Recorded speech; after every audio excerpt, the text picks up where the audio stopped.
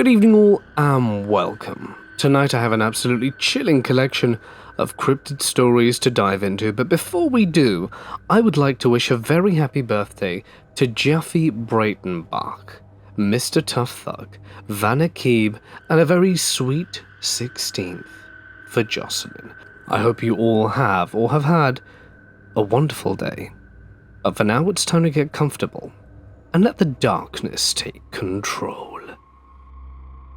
I found the courage to share this after reading the numerous sightings of North American Indian mythical creatures, specifically the short people, that seem to go by many names across the tribal regions of America.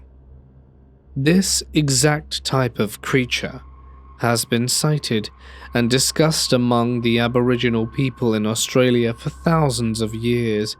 In the southwest region, they're known as Waradji, or hairy bushman.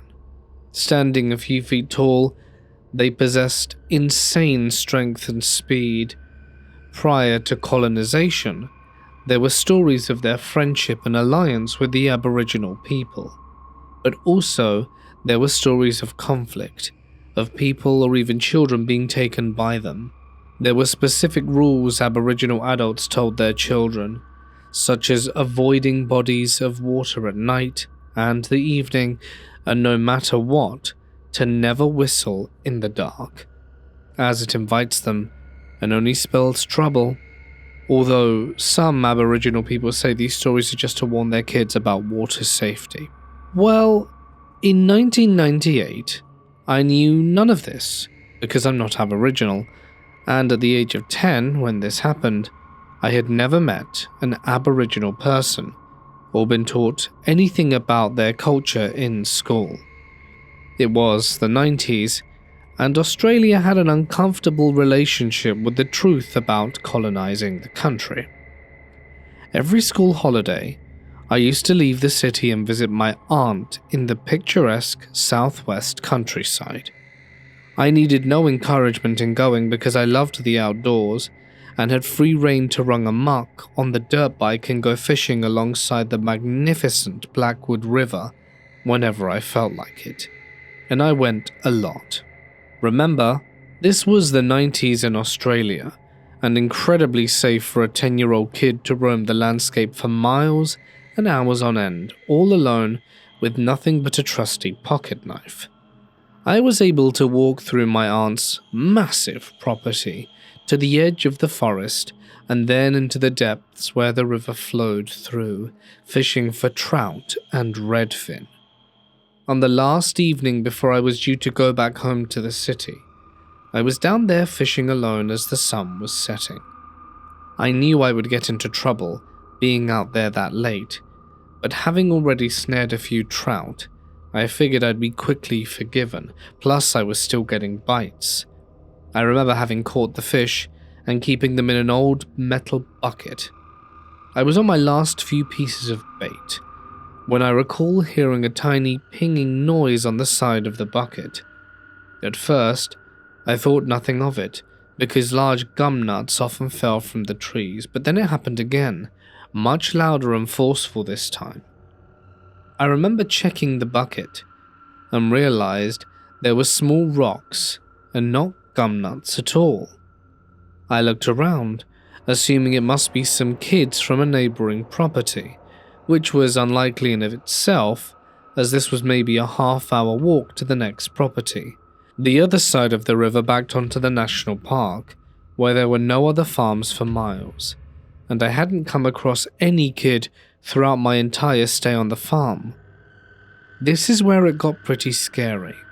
The rocks got bigger, and they started flying in from different directions, cutting my cheek and hitting me on the head. At this stage, I began crying. I was only 10 after all, and dropped the fishing rod. I had 3 large trout in the bucket, and my intention was to pick it up and run back to the farm as quickly as I could. As I bent to pick it up, I was hit by another rock on the side of the head and fell over. I pulled myself up, and I stared over to the other side of the river, where the main source of the rocks was coming from. What I saw paralyzed my whole body with fear. It was nearly dark at this stage, but I saw the outline of 3 short-looking bodies covered in hair. I would put them at maybe a meter tall, the size of small children but with the bodies of men. Their faces looked like they were part ape, part human. It was their eyes though. Even though it was getting dark, their eyes had this piercing yellow glow, but were completely black in the middle. They wore no clothes, but were covered in extremely thick, clumpy hair all over their bodies, except from the knees down, and had arms that hung almost like cavemen. But here is the strangest thing. They stared at me almost without moving, with a curious expression on their faces, and making absolutely no noise whatsoever. It made no sense, as only a few moments before rocks were pelting in from all directions, and yet now, they appeared frozen except for their eyes which followed me. I managed to pull myself up and run faster than all hell. My aunt was standing on the balcony and watched me tear through the long grass as quickly as I could, with blood and cuts on my face. I told her everything, and she called the police.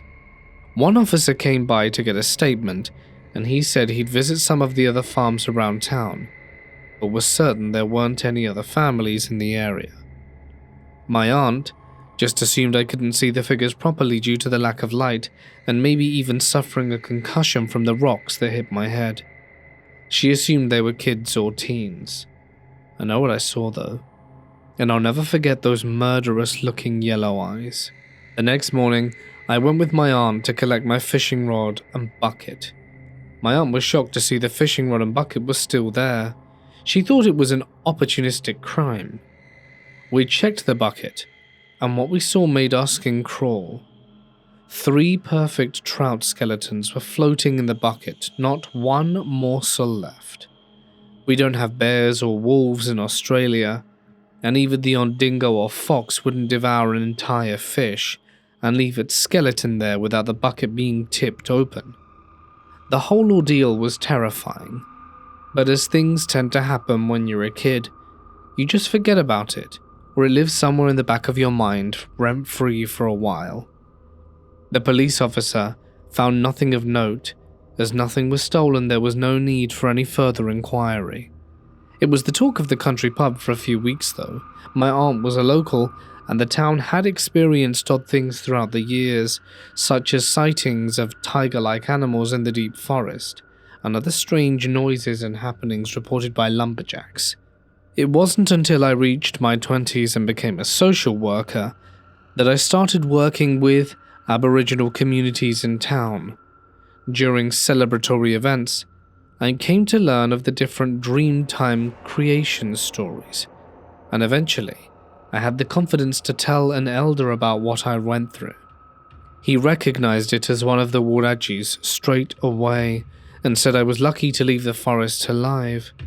He seems to think they must have believed I was an Aboriginal boy, as I have a mixed racial background, and the protocol would have been for me to leave a couple of fish outside the bucket, skewered on sticks for them, to come and collect after as payment for fishing in their river.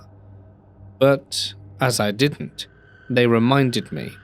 First few pelts, and when I still didn't, they eventually attacked. There aren't any Aboriginal families in that part of the southwest, Caucasian only, to this day, which may explain why it happened to me. The elders believe they could have taken me though for disobeying their sacred customs. That part wakes me up in a cold sweat in the middle of the night, because I truly believe they could have. It's not a story I tell to my family and friends, but will confide in with the odd Aboriginal colleague or client at work, and they tell me similar things. Don't even get me started on the Australian desert. I'm 36 now, and as time goes on I find this event something I think about more often as the years roll on, despite becoming more logical and cynical in age. I ponder its significance and proof of otherworldly beings living alongside us on our planet. I was travelling in Australia and staying at a campsite about 20 minutes past a small town.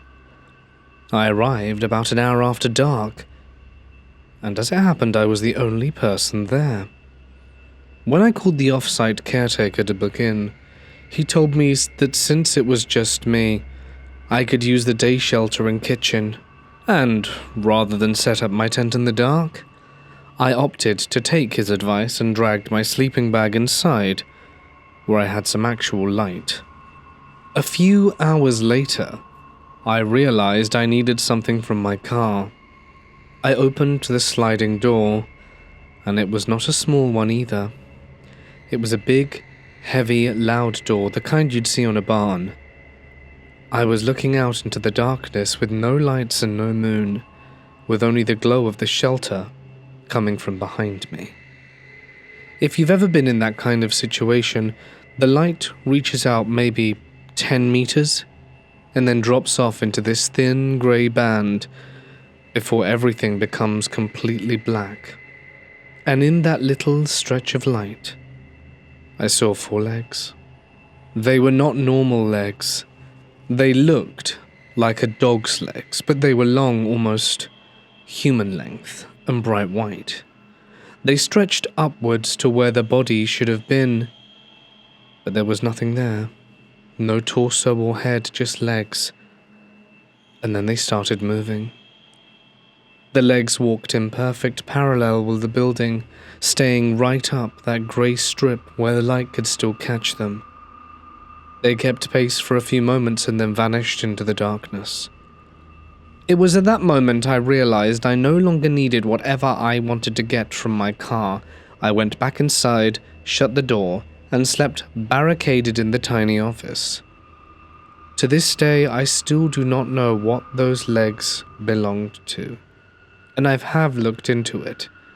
I still don't know how long they had to have been there before I noticed them. But keep in mind, whatever that thing was understood exactly how humans see, because it stayed, intentionally, just outside my line of sight. Clever little cryptid. I believe me and my friend saw what would be called a dogman. We were driving down very rural roads here in Montana, looking for his phone he lost a few days earlier. Now, he was drunk when he called me to help. I'd had a few beers, but I wasn't drunk, so I thought I would. These roads are very rural, hardly any traffic except a few locals, and we followed his supposed route, looking for the phone he said he lost when he got out to piss and fell down. We followed these roads for about 30 miles or so, then turned back. The sun was starting to set, so it was getting pretty dark outside. I'm still half-heartedly looking for his phone near the ditch of the road. There were a few times I thought I saw something that could have been a phone, and stopped and had him check it out. Nope, not a phone. Well, about 15 miles back to town. It's damn near dark out. I have the high beams on, and that's when I see a figure crossing the road about 30 to 40 yards ahead of us. And it's huge. At first I thought, elk. That would be the most common. But it's not moving like an elk. Then I think, moose. They're kind of gangly looking, so move kind of weird, but they're rarely seen in my area. It has happened very rarely, so now I'm thinking of a bear. It does kind of move like a bear, but it's much too big to be a black bear. Grizzlies are almost unheard of in this part of the state. It has happened, but is extremely rare, so I'm thinking this is a very cool experience. But then this thing does something that simply blows my mind. Keep in mind, this is all happening really fast, so my mind is trying to explain logically reasons to myself while this thing lumbers across the road. When I say lumber, I don't mean it's clumsy. It moves in a very methodical, very fluid motion. This damn thing gets to the edge of the road, stands up on two legs, and walks into the ditch like a person would. Once again, very fluid-like. I've seen bears walk on two legs. There is even a bear in Colorado somewhere that does this all the time, and it looks pretty creepy, to be honest. But this was no bear. It could have been the height or taller than a grizzly standing on its hind legs. But from my estimation, it would have had to have been quite a bit taller for what it did next. It walked down into the ditch and up the other side and casually walked over the 2 to 5 foot fence like we would walk over a short picket fence from a garden. And when it walked over said fence, it stared back at us. I could clearly see the side profile of its head as it was turning to look. It looked nothing like a bear. It looked like a wolf head, except 2 to 3 times as large. The arms were way too long to be a bear's arms, and not as much fur or girth that looks like fur, I guess. I could swear I saw long fingers with claws at the end of each arm. The way it moved, the way it looked over at us, and the way it looked screamed werewolf to me. I have never seen anything like it, but I hope to see it again. I wasn't really scared seeing it. I wasn't even scared after the fact. It just seemed like an extremely rare and unique experience. But the way it moved into the ditch and crossed the fence screams to me this is no animal that's a quadruped. After it was over and disappeared into the darkness on the other side of the fence, my friend looked at me and asked if I had seen it too. I confirmed. He asked me to explain what I saw.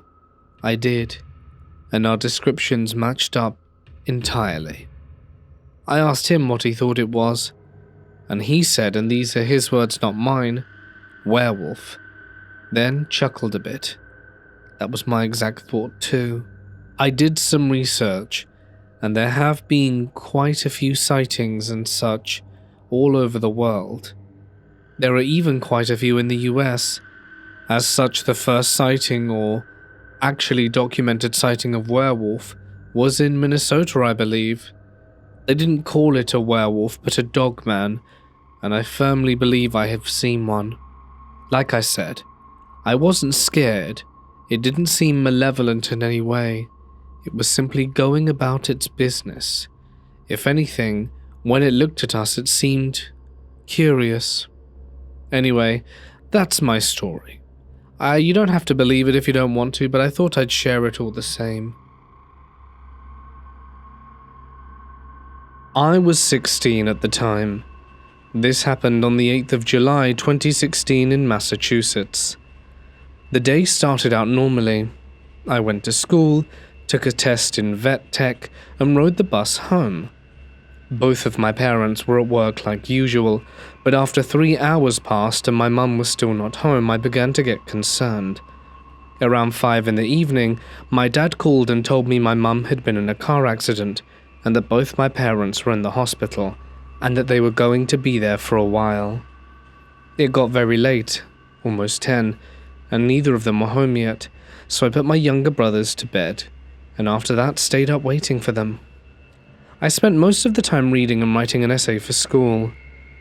1 in the morning rolled around and my dad called again and said he wasn't coming home that night because he was staying at a motel closer to the hospital, and after we hung up, I kept working on my essay. When I finished the part I was on, I gathered my things and walked through the kitchen towards the stairs that led up. As I started ascending the steps, did I hear a moaning sound outside? It was loud, exceptionally loud. It kept cutting in and out, like whatever was making it was in pain and could barely hold the sound together. I turned on the outside light and saw an awful scene. Sitting in the yard just a few feet from the house was what appeared to be a coyote. It was hideously injured. The left side of its head looked caved in, one of its paws was bleeding badly, and there was a pool of blood underneath it. Long gashes ran down its back, and every wound I could see was open and bleeding. I reached for my phone in my pocket, but it wasn't there. Then I realized I had left it on the table where I had been working. I turned around and rushed back for it because I was planning to call a local vet clinic that I knew was open 24/7. By the time I got to the table, the moaning outside had intensified in volume and desperation, and then suddenly it stopped. Phone in hand, I turned and ran back to the window, but the coyote was gone. In its place was a common tabby cat. It was sitting in the exact same spot. After the shock wore off a little, I noticed something else that made my stomach turn. The cat also had a bleeding paw. Its head also appeared to be partially caved in, and there were gashes on its back. But something was off. I couldn't figure out what it was for about 3 minutes until I noticed its right shoulder blade was sticking out at a completely unnatural angle. It looked deformed, and as soon as I realized it, I dropped the phone. The moment the phone hit the floor was when the cat started meowing loudly. I just stood there staring at it, and it stared right back at me without blinking. It was looking directly at me the whole time. A while later, I picked up my phone and then looked out the window again. The cat was gone. I had only looked away for a few seconds and, in that short time, the horribly injured animal had vanished. Something in me made me go out to look for it. I'm not sure if it was concern or curiosity, but all the same I went. I walked over to the blood puddle and looked for a trail and found it, started to follow. It ended as soon as I passed the gate. Just to make sure I wasn't missing anything in the dark, I pulled out my phone and shined the light over the ground. I searched but found nothing. I called the vet clinic and they sent someone, and looked around too, including for blood trails, but they couldn't find one either. What gets me though, is that there was no trail of blood leading to my house in the first place. I still can't really say what it was that I saw. None of my searches have turned up anything close to what I saw. I am completely convinced that coyote and the cat were the same creature. Probably neither coyote nor cat. But what on earth was that thing then? To preface this, I have always been a little spiritually inclined. I grew up in the southern foothills, and ever since I was young, I have had many encounters with different entities. For years I thought this was just another one of those weird incidents that I would never be able to explain. Last night, I started a really interesting book that details the folkways and lore of southern Appalachia, roots, branches, and spirits by H. Byron Ballard, if anyone is interested. I was almost finished reading when some of the words caught my eye. She began to talk about the many cryptids known to the region, and that's the first time I've ever read the words Dogman. I knew immediately just from the name that she was referencing the same creature I had seen several years ago. I was probably 17 at the time, and just like most kids, once I got my own car, I typically stayed out well past dark. We lived in a small community about 10 miles from the nearest town. My mum would tell me not to be out past midnight if I could help it, but if I knew she was tucked in bed, I felt no need to rush home. Nothing seemed out of the ordinary that night. I drove to town, got me a little midnight snack, and listened to my music in the parking lot while I ate, and then started heading back home. Once you left town and went over the train tracks, it turned into that country road. The road was lined with forests for miles, save for a few little side roads that led to houses tucked behind the woods. At one point, the trees had been cleared for about a half-mile stretch, and I would sometimes pull off the side of the road simply to observe the stars. But I didn't pull over that night. I did slow down to be able to admire the night sky while I drove past, though.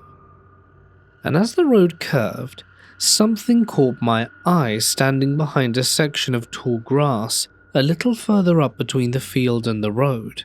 My first thought was that someone's car had broken down. It had happened to me several times on that road, but when I rounded the bend I didn't see any car. I didn't slow down any more than I had been.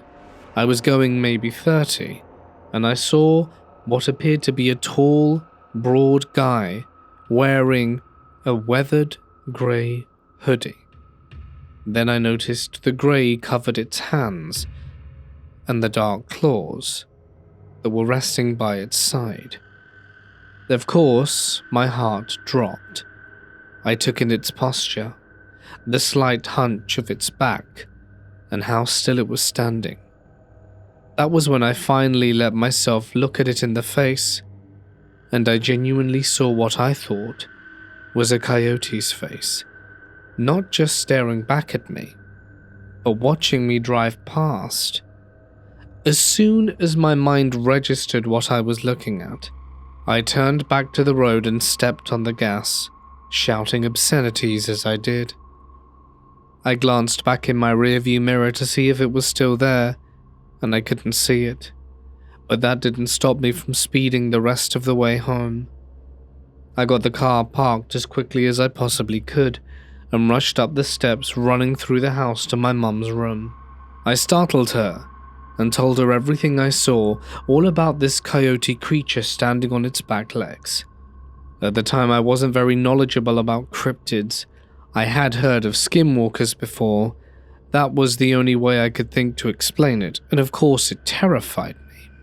I've heard stories of those, and actually began crying when I thought it was a possibility. I had never heard of anyone seeing one that vividly, and genuinely thought I was doomed.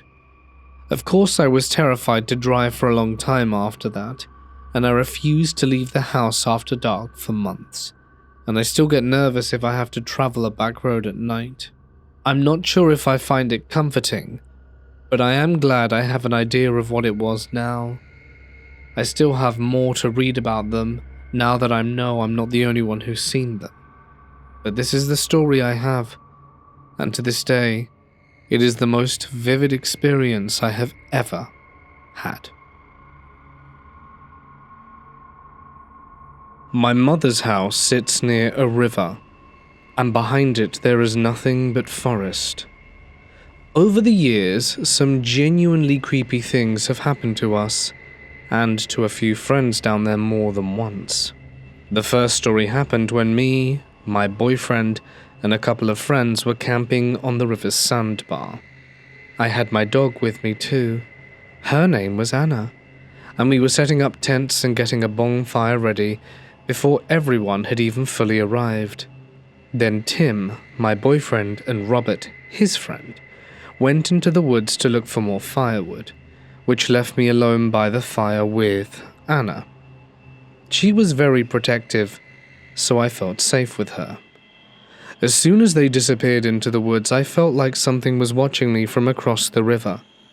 The river was not very wide, but the forest on the other side was thick and stopped right at the water's edge, which made it feel even worse. Anna noticed it too. She stood up from where she had been lying by the fire, walked down to the river until all four paws were in the water, and every hair on her back stood straight up. She was staring across the river and pointing with one paw towards the raised edge on the other side. I walked down behind her and stared into the trees too. That is when I heard it move. It did not sound like normal footsteps. It sounded like whatever it was pushing trees and branches out the way just to walk. Anna tracked the movement the whole time, shifting whenever it shifted, but she stayed out of our side of the river and started growling so deep I became uncomfortable. I couldn't move. In fact, I think I could barely breathe. I could not see anything because the fire was further up the riverbank and we were down at the water's edge, just staring into the woods across from us. Anna moved closer until her legs were in the water too, and she kept growling. I was right behind her with my feet in the water up to my shins. Eventually, I managed to snap out of it and ran back up to the fire to call Tim and Robert. Anna stayed where she was, still growling across the river. They came back with firewood, and I told them that something was wrong. Tim asked what happened, and I asked if they had heard that. Robert said he didn't know what I was talking about. That's when I told him there was something across the river that did not sound human, and that Anna wouldn't stop growling at it. So the two of them walked down to the river's edge. Robert pulled out the pellet gun he had bought, and Tim went up to Anna and asked her, "What is it, girl? What did you see?" But her stare didn't break. She just kept growling. Then all at once, Robert and Tim heard something, and Anna moved with it to the left. Robert aimed the pellet gun in the direction of the sound and fired into the woods. Then we heard the pellet hit something, and there was a low, guttural growl. As soon as Anna heard the growl, she backed up and pressed close to Tim, whining a little. Then it stopped. Whatever it was just seemed to vanish. I said screw it, and walked my ass back up to my mum's house. We cancelled the camping trip for the night. The second story happened further down the trail leading to that same river. Robert and a few other friends were with us. My mum never liked having too many people around the house, so it was just a small group. We were halfway down the trail, just talking, when out of nowhere, we all heard what sounded like a horse neighing, except it sounded more like a laugh. Everyone in the group heard it. We all stopped, then basically noped out of there and headed back to my mum's place. When we got into her yard, we all heard it again, clear as day, coming from the beginning of the trail. That part all gave us chills, because the trail entrance was right next to her yard. No one in the neighborhood owned horses, and there had never been any there that I knew of. The third story, though, is the worst. We were on the trail to the river again, this time walking down in the middle of summer. There were a lot of people down there that day, and we were all looking forward to swimming and hanging out. We got about halfway down the trail when we all saw a solid black wolf sitting right in the middle of the path facing us. I could still remember it clearly. It had yellow eyes and grey around the snout, like it was older. It was noon, maybe 12:30, bright and sunny, and you could hear people laughing and splashing in the water below. There were about 5 of us, and we all just stopped and stared at it, while it stared back. Then, and I swear this happened, it grinned at us. Not in a way that a dog might open its mouth and appear to smile. This was nasty, an almost human-looking grin with sharp teeth. It made my stomach turn. We were maybe 50 feet away, and for about 5 minutes no one moved. Then it got up, on its hind legs, and walked away in the way a person would. We all looked at each other and started asking if everyone had seen the same thing. We had. Nobody wanted to be the first to say it, but I was thinking the same thing the whole time. Skinwalker. We turned around and left right there. No one wanted to swim after that. That was the last time any of us went down to the river. My mum still lives near it, and I haven't been down there in years, and have no intention of going back. The thing I don't understand is that my sister had a boyfriend who camped down there too, and he told her that one night around midnight he woke up, stepped out of his tent and saw a solid black wolf sitting by the water facing the river. He said the feeling he got from it was so bad that he packed up his gear immediately and got out of there. When I told him what happened to me, he said it had to be the same thing because he got the same stomach-turning feeling. My parents do not believe me. They think I saw a black stray dog and panicked, but I know what I saw. This was about 25 years ago, and I had no clue what a dogman was, and I didn't believe in anything supernatural back then. I was hunting wild hogs in one of the southernmost areas of the Great Dismal Swamp. This is far south of the wildlife refuge where it ends in the Albemarle Sound in eastern North Carolina. I had put my boat in the water at a friend's house about half an hour by water from where I went into the swamp at. This was in late November, so it was pretty cold and really overcast and got dark around 5 or so. It was also about noon when I tied up and got out of the boat. The first hour or so was pretty uneventful. I was working my way inland.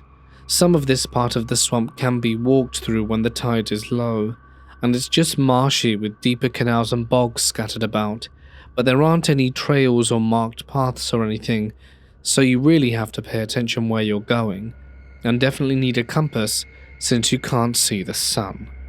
It's pretty dark there, even on bright and sunny days. I was back in there for about 2 hours and looking for signs of hawks. I could tell some had been back there at some point, but it looked like it had been a while. I got a little further in and started smelling what I thought had to be a boar. It's rutting season, and male wild hogs have a very distinct smell. It's a musky and kind of fermented smell mixed with old poo and urine. Kind of hard to explain if you've never smelled it before. However, this was different. It was musky, but more like an outside dog than soaking wet. I stopped to look and listen, and after 10 minutes or so, I started hearing a snuffling, breathing that came and went. After a bit, I started to hear some growling, and I started to be a little freaked out because it didn't sound like a hog, and it sounded big. I stopped again and knelt down and waited to look around. Where I was at the brush was pretty thick, so I really couldn't see more than 20 or so feet in any direction. That's when I started seeing movement. It definitely wasn't moving like a hog. It was kind of low, walking crouched down but not on all fours, and I was only getting glimpses of it and it would stop. It was probably about 40 feet away. This is when I actually started getting scared. I was born in northeastern Kentucky and spent most of my free time as a kid in the woods, camping, riding dirt bikes, and having always been comfortable even in the deep woods. So when I moved to North Carolina, I fell in love with the swamp. This is the first time I think I had ever felt real, actual fear. I had a Mossberg 590 shotgun full of 3-inch buckshot, but no extra shell and no pistol. The 590 also has a bayonet lug, so I took out the bayonet and put it on. I started backing up, not taking my eyes off where I had last seen whatever it was. A few minutes later, I hear it again a little further over to my left. I'm probably about 3/4 of a mile into the swamp, which doesn't seem very far, but the terrain doesn't really make for quick movement. This goes on for about another 20 minutes. While backtracking out as fast as I can, I'm still hearing it and catching glimpses of movement, and the smell is getting stronger. After a bit, I realize this thing has gotten between me and the way I came in from my boat, and I'm beginning to panic. I try to start getting further away from it and heading in the right direction, and that's when I see it again. It's standing up and is pretty damn tall. It was still back in the brush, so I couldn't make out any details because, as I said, it's dark as hell there. I wanted to cry and run, but I knew that was bad. It didn't seem like it wanted me to get to the water, so I started wading through the canal heading back towards my boat. I started to put some distance between myself and it, so I got back on hard ground to move a little faster, but I can still hear it snuffling and growling and moving through the brush, but it's not close anymore. I made it back to my boat, and I'm soaking wet and freezing, but I thank God I made it out of there and just in time, as it was getting foggy and starting to drizzle. I have never been that scared before in all my life. I made it back to my buddy's house and tell him what happened, and I can tell he knows something when I tell him where I went. He brings me in and gives me some hot coffee with a big slug of bourbon in it. When I calm down, he takes me to the other house back on his property, to where his granddad lives. I'd met his granddad before, but he had always seemed kind of standoffish to me. I found out later he just had really bad PTSD from Korea, and he, my buddy, and his family had lived in that area since after the Civil War. I think his granddad's great-granddad had been a slave around there, but that's a story for another day. I guess what I mean to say is his family had history in the area and knew the place a lot better than I did. After I told his granddad what happened, he looked me straight in the eyes and said, "Don't go back there. You're lucky you made it out. That's where the big dogs live." I left and went home and slept for about 18 hours. I tried to forget about that experience and started to believe I was just seeing stuff and freaked myself out. I eventually forgot all about it until a few years ago when a Dogman encounter video popped up on my YouTube feed. I was curious what the hell a Dogman was, so I started listening to it. And that whole experience came flooding back to mind. It was very similar to what happened to me. I started looking into it, and there have been other sightings and encounters in eastern North Carolina. This happened in the Philippines last Christmas. In August of 2025, my brother's fiancée told us she was pregnant, even though she had originally said she was infertile.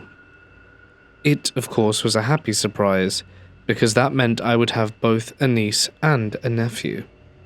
She told us this while we were outside on our back deck, which is surrounded by a lot of forest and trees. At the time, I shared a room with my cousin, while she was living with us. Well, one night, we stayed up late talking and I got thirsty, so I went to the kitchen. There are 2 windows over the sink that look out into our backyard, or at least one side of it, and from there you can also see part of the roof. I always feel uneasy when I go into the kitchen or living room at night, but that night the feeling was especially strong. I tried to ignore it, and just get my drink and make myself a small snack. Then out of the corner of my eye, I saw something that looked like it had wings land on our roof. From those windows, it was dark, but a tall lamppost in the backyard gave me just enough light to see a shape. All I could make out was a bird-like creature, but it was not an owl. It had sharp claws, large long wings, and a human-like head. It was huge, and I was frozen in fear. I left my drink and food behind and ran back to my cousin's room. I started crying because I was so scared, and told her what I had seen. At that point, she knew I was serious, but she thought I might have been tired and imagining things, and I kept insisting that I knew what I had seen. I later told my Filipino friends about it. They reminded me that I had seen it after my brother and his fiancée told us they were expecting, and that aswangs are often said to target pregnant women while the baby is still in a womb. According to the stories they shared, this creature uses a spear-like tongue to pierce roofs and extract the unborn fetus. They also said aswangs are often said to take the forms of animals, such as dogs or in my case, large birds. I was terrified. I didn't know whether I should tell my mom and dad, or more importantly, my brother and his fiancée, because I didn't know if they would believe me, since it was not a part of our own culture or mythology. So I kept quiet but stayed afraid. For the next few months, I would only go into the kitchen during the day, never at night. Then December came, and the baby had still not been born. It was Christmas Eve, and since my grandparents on my mum's side lived just a house away, we always spend Christmas Eve with them and stay until dark before heading back home to celebrate. That night, I walked up the yard alone because I had decided to go back to the house early. As I did, I saw that same winged creature fly over our backyard and even saw it land on the roof. I screamed and ran to the front door, getting inside as fast as I could. I immediately called my mum, and before long they got home too. I told them what I had seen, but I still refused to tell them what my Filipino friends had said, and that night we all prayed together for safety and protection. A little later, it was getting near the time for the baby to be born. So far, there had been no complications.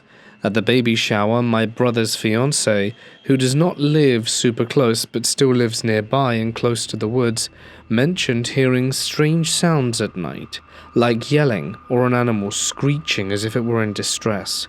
She said she just kept ignoring it. I still did not say anything about the aswang, but when no one was looking, I noticed that she had a black blanket in her room.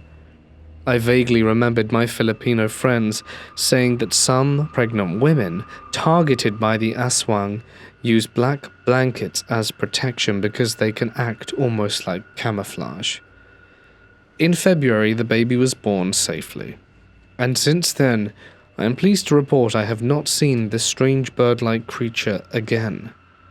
So, I truly believe I had an encounter with the cryptid from the Philippines, aswang, and that the black baby blanket may have protected her in a way she probably never even realized.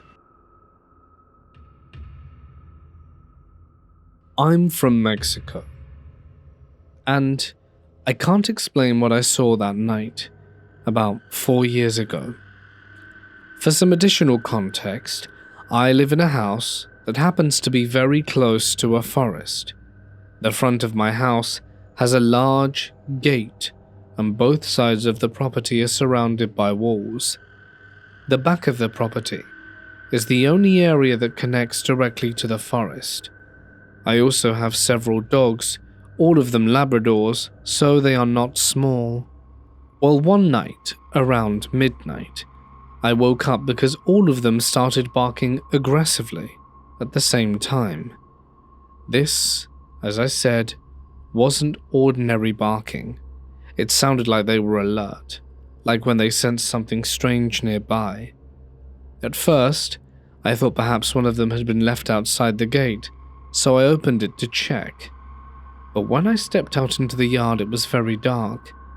When I turned my head to the right, I saw all my dogs standing there, facing the same direction and barking non-stop, like they were surrounding something. At first, I couldn't see what they were barking at, but a few moments later, when my eyes adjusted to the darkness, I noticed something standing between them. It looked like a dog, or at least something shaped like one. The strange thing is that my dogs are Labradors, and this thing was still much bigger than them, easily twice their size. Even in the darkness, I could still see my dogs clearly. But this animal, however, was different. It was so dark I couldn't distinguish its features. I couldn't see its eyes, its face, or even the shape of its body clearly. It looked more like a shadow, standing among my dogs. At some point I made a small noise without realizing it. The thing slowly lifted its head and looked directly at me, and as soon as it did, it suddenly tried to climb over one of the walls of my house, like it wanted to escape. It jumped towards the wall, but couldn't get over it while my dogs kept barking like crazy. I got scared, and quickly went back inside the house to grab my phone so that I could use the flashlight. But just as I was about to go outside again, I heard something that made the situation stranger still. all of my dogs suddenly started running towards the back of the property, towards the direction of the forest, barking like they were chasing something. Their barking slowly faded as they ran further away, and then suddenly everything went completely silent. So I decided to stay inside and close the door. A while later my dogs came back, none of them injured, even though they had chased a thing towards the forest. To this day I still wonder what that thing might have been. In Mexico there are well-known beliefs about creatures called nahuales. People say there are witches who can transform into animals and move around during the night. Perhaps it was one of them, or perhaps it was something else that came out of the forest and somehow ended up in my yard. My name is Daniel, and I live in western Kentucky, about 20 minutes from Kentucky and Barley Lakes, a little further from Cadiz. I am 56 years old, and my 24-year-old son and I live together, as we always have. Firstly, I believe 100% that dogman or dogmen exist. I have never had an encounter myself, but I know a very credible person who has. A few years ago, my son was delivering furniture to a place in Cadiz off the main roads. He turned onto a very long uphill driveway leading to the customer's residence, when out of nowhere a huge white wolf walked right out in front of them. My son pulled out his phone and started trying to take pictures, thinking, wow, this is cool, a wolf walking around. Every time he tried to take a picture, his phone kept saying it was full, which my son says makes no sense because he does not take a lot of pictures. He said he even deleted the video clips and photos he already had, but regrettably got the same results. As they approached the house with the furniture, he noticed wooden posts along the driveway, each one topped with a different rock. He also said a man and a woman were at the gate, opening it so they could get to the house for the delivery. He said he was hit with nausea and anxiety, and so was his co-worker who was driving the truck. He also said there were large kennels lined up around the house, and that they contained grey and dark grey wolves. He said it felt like something out of a horror movie. They completed the delivery without any other incident, but as they were leaving they saw the big white wolf again as they drove back down the driveway towards the main road. Once again, the phone refused to take any pictures, and he said that it had never happened before or since, and they eventually gave up trying. Behind them were the man and woman who lived there, driving behind them. When they turned onto the main road, the people stopped at the end of the driveway, almost like they were making sure the truck left. He said the sick, anxious feeling lasted for another 20 minutes or so, and after that, his phone started taking pictures again without issue. Can regular people have wolves like that, especially one that just walks around freely like the white one did? He said they were huge and watched them the entire time. I've heard many stories about shapeshifters and shaman-type activity in Cadiz before, especially in that area. I wanted to drive up there with him, but we could never find the place. Maybe it was for the best. This is the first time I have ever shared this encounter to anyone, and my son wants no part of ever trying to find it again. He said it felt like a scene from a Rob Zombie movie.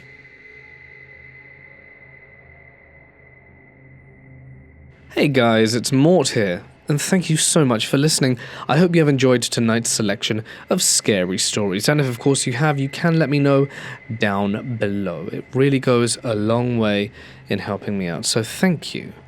I would also like to tell everyone that tomorrow all my amazing members and patrons, thank you all by the way, are going to get some exclusive cemetery stories a bit early, so if you are one, be sure to tune in tomorrow, and if you would like to become one, follow the links down below to find out more. Their names can be found on screen for my eternal gratitude. But that's it from me guys, I hope you have a wonderful night. Till next time, stay awesome, and good night.